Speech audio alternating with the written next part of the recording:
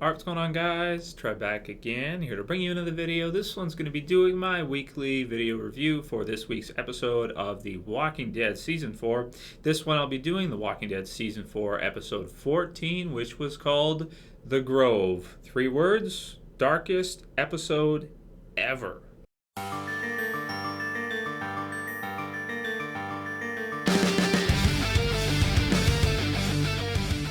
Right, so as always, my video reviews do contain spoilers for The Walking Dead, so if you guys have not seen the episode yet, you may not want to watch this, depending. This one was a really dark episode. The darkest ever, for sure. I mean, you have, major spoilers, 2 character deaths.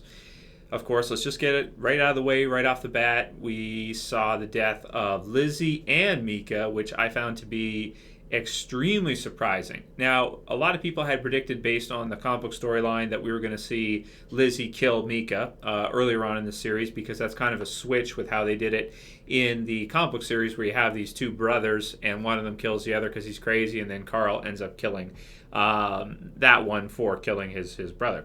So, you know, in the TV series, we kind of saw the same type of thing between Lizzie and Mika that we saw between those 2 brothers that they were inspired by in the comic book series, but I found it to be a lot more freaky. I think they made a good decision to go with females instead. There's something creepy about like a young girl, really young, right?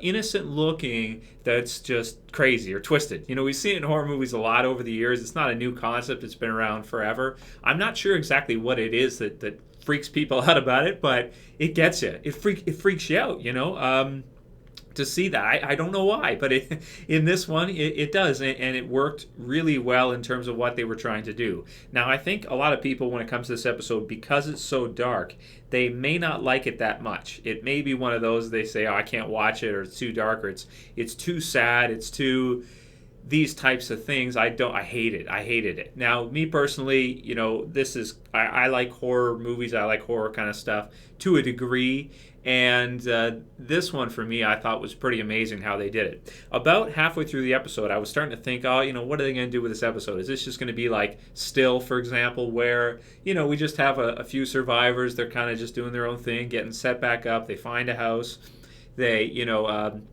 stay there for a little while. Maybe they have some fun. You know, you could see the fire in the background there that Daryl and Beth set in Still. So this must have taken place around the same time as that did. They said they'd been walking for 3 or 4 days down the path towards terminus, so it must be pretty far, because they're, you know, obviously still not there yet.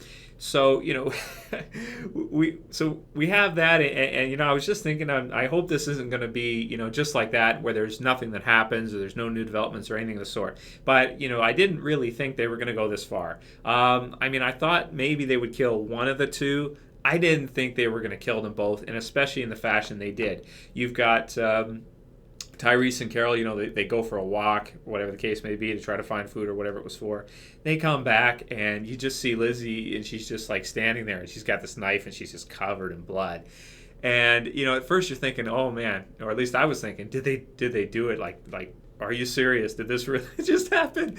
And then you can see the little face behind it, and it's like, oh my God, that's so dark. Oh man, that's so dark. Oh wow, I'm so uncomfortable right now watching this. Why am I watching this? You know, one of these types of feelings. And oh my God. And then afterwards, it's just even worse, because it's like, then it makes you question, from Carol and Tyrese's perspective, what do we do with her? You know, what are we going to do with her? We can't keep her around the baby. Can't do it. Not an option. We've tried to explain this whole thing happened because they tried to explain to her that now that they're out of the prison, they're out on their own out there, that she's got to get this straightened out. She's got to figure this out in her mind, that the walkers are not they're not your friend, you know, and she just can't get it. So they give her a little bit of mind space, and, you know, just as they go out, and she finally has a chance to kind of just chill there with her sister, and she does this.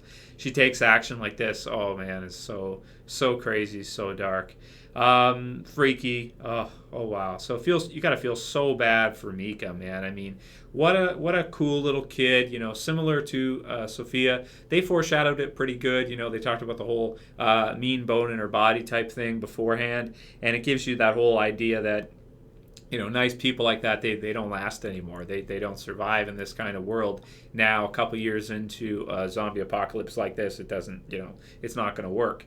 So, wow, man. Then afterwards, they make the decision, okay, pretty much we see her. You kind of knew right away when she's walking out there telling her to look at the flowers what was going to happen. But, it's like, is she really going to do it? Is she going to be able to do it? Because the thing is that Tyreese, I don't think he could do it even if he had to. It's one of those types of things. I mean, it goes against like everything inside, like the inner turmoil you would feel after doing something like that, or to even force yourself to try and do it.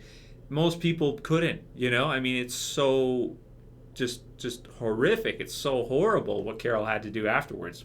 And I want to say that I mean, it kind of makes sense. What are your options here? Let's go over them.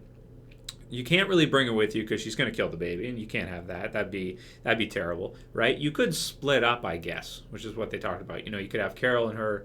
They could go off, and then Tyreese and the baby. But then how's Tyreese gonna do that? What's he gonna do every time walkers come up? Is he gonna set the baby down, go kill him, and come back? I mean, out there, exposed. It's not possible, I don't think, to be able to tend to a baby, take care of a baby, and also defend yourself in a zombie apocalypse. It's just not feasible. How could you do it? Like, you're gonna wear like strap her to your back or something, and it's just like that would be just. Oh man, that would be so hard. I really, it's a stretch to say that someone would be able to do it and still defend themselves, and the baby crying and running, and I mean, how could you, and feeding it and all the things you have to do, and then also defending yourself. How could you do it?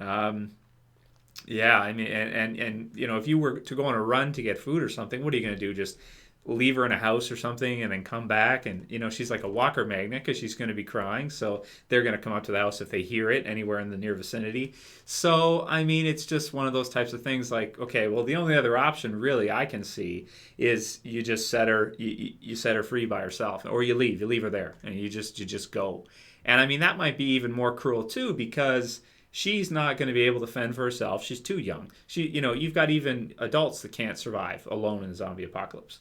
You've got the fact that she doesn't get walkers. She can't kill them on her own. So she probably wouldn't even last a week by herself unless she just stayed inside until she ran out of food or something. I mean, it just wouldn't work. So, they took the other option. It was quick. They did what they had to do and they went on. But oh man, was it ever dark, and just the emotion.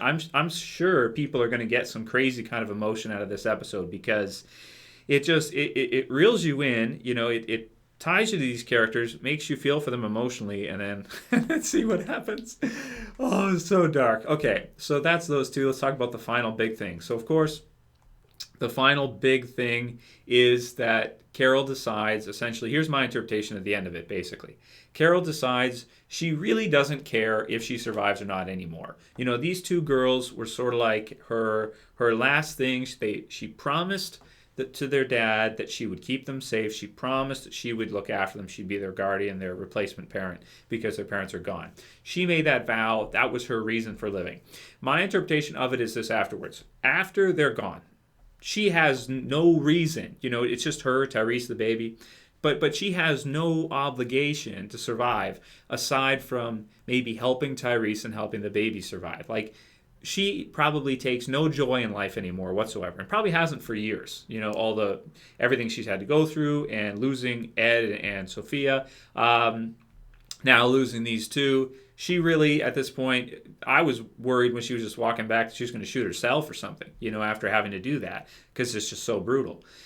So then, she kind of gives the gun to Tyreese and basically throws it out there, puts it up in the air. Either basically is saying, if you're not okay with the fact that I did this, then just shoot me, because I really don't care that much anyway. I've kind of lost the will to live. right, after what she's had to do. It makes sense, realistic. Everyone has a breaking point when they just say, you know what, I'm out. I don't care anymore. Jenner, it was quick. It was quick for Jenner. He's like, you know what, I'm out of electricity. I'm gone. Forget it. Let's just, let's blow it up. Let's opt out, right? But for Carol, she's had to go through enough that she doesn't care anymore. So she gives him the gun and puts the decision in his hands. If he wants her to live, then he can. And she basically says it. She tells him.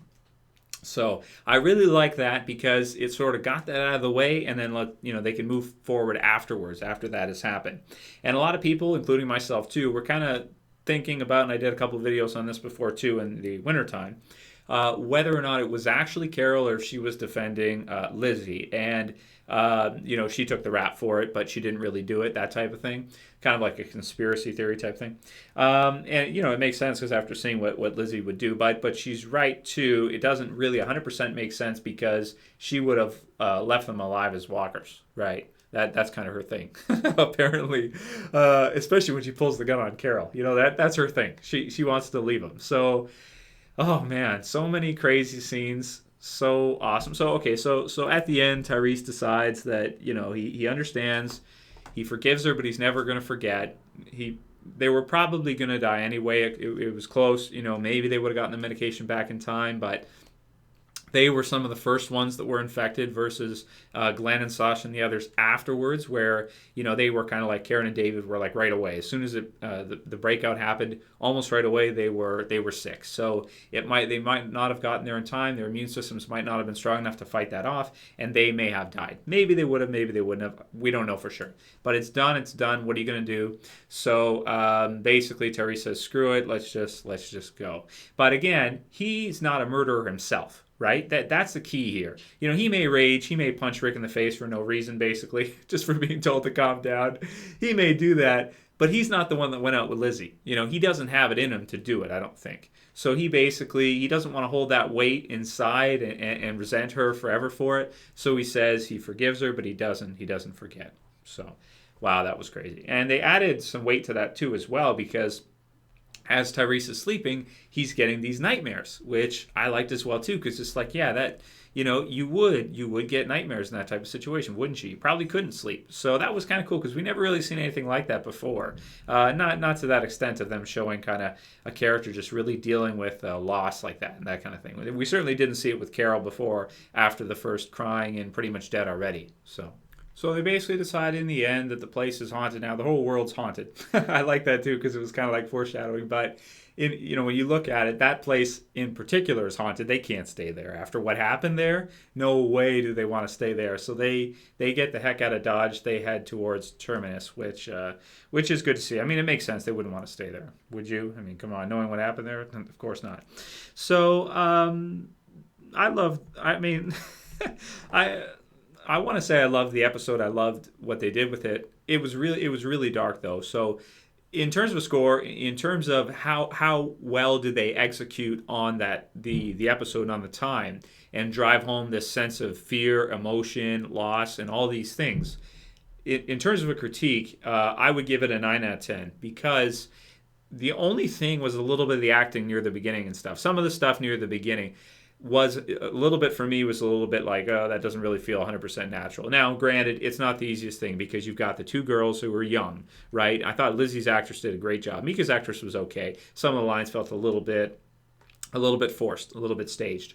But definitely Melissa McBride's acting as Carol at the end, it absolutely incredible. I was blown away. I didn't even think she was, I mean, she's cried before with Sophia and all that, but oh my God, man. Great acting from her. And also Chad Coleman as Tyreese, great acting from him as well, too. Maybe a few lines here and there when he was acting a little bit happy there. It was a little weird. I think it's just I'm not used to people being happy in a zombie apocalypse. That's all.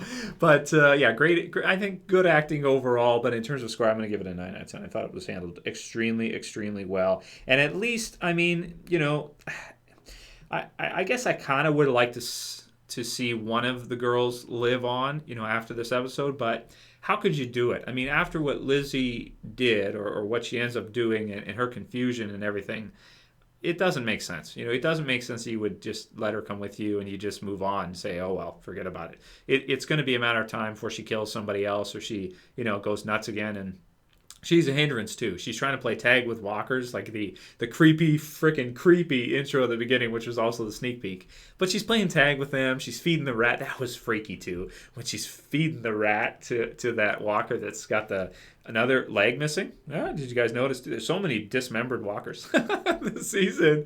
The hunters have been busy, man. So yeah, so. So you got that, and or did it break its leg on the train tracks? I don't know, whatever the case may be. But still, she's feeding the rat to it. I was like, oh my god! And she puts her hand out. Oh man, you got me. Oh, okay, I'm freaked out. You got me. So I don't want to go on for too long. I'll probably do a video in particular just focusing on Lizzie and my thoughts on, her as a character, because being so messed up and all that, being a child and all that, kind of give my thoughts on that probably this week. Zombie kill of the week. I mean, the charred zombies were cool. I like the charred zombies that came from the fire. Were to assume they came from the fire. Beth and Daryl having some fun there. They looked really cool. The one at the front was so freaky with the face and everything. Oh my god, so scary. So that was really cool, and just overall a crazy episode that I couldn't believe my eyes many times. Very shocking and just nuts. So I'm going to give this, like I said, I'm going to give this one a 9 out of 10. And I did like it quite a bit. For how dark it was and what it did, I liked it a lot. So I'll do that video a couple days probably, and I'll have my predictions video up tomorrow as always. If you guys have any other video suggestions for me, please send them to me through private message, because I want to come up with some for this week, aside from just the prediction video, and one giving my thoughts on Lizzie after this episode, now that we've seen that. So let me know what you guys think, and please let me know what you thought about the episode. Was there anybody that just absolutely could not stand the episode, hated it? I kind of want to hear, because this is such a drastic one. Like the things that happen are so just nuts that I kind of want to hear from you guys, hear what you think. I enjoy reading the comments. Please like the video if you liked it, favorite it if you want to favorite it, and if you want to support the channel. And I'll call it here. That's it for this video, guys. I'll see you for the next one. This is Trev saying peace.